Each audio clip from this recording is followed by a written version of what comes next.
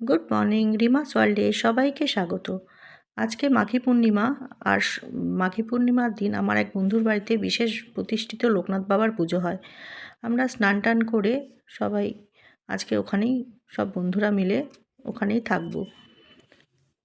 বিশেষভাবে পুজো হয়, তাই বিশেষ খুব মজা করি ওখানে। আমরা প্রত্যেক বছর ওখানে আমরা যাই আর খুব আনন্দ করি।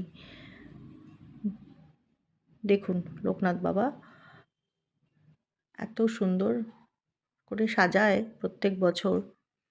আমরা এখানে খুব আনন্দ করি, মজা করি। আর এই পুজোর পরিবেশটা এত মনোরম হয়ে ওঠে যে আমরা না এসে পারি না।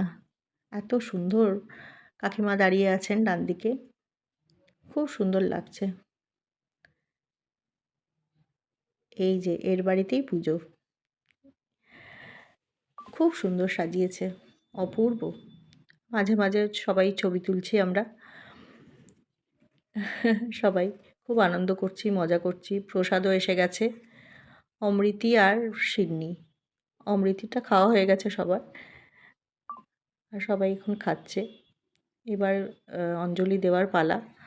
অঞ্জলি দেবে সবাই বসে বসে, অপেক্ষা করছে কখন ঠাকুরমশাই বলবে এবার আসুন।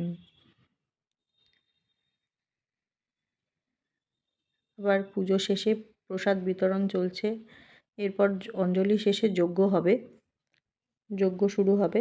যজ্ঞের শুরু হয়ে গেছে। এত সুন্দর আগুনটা উঠেছে উপরে, অপূর্ব লাগছে।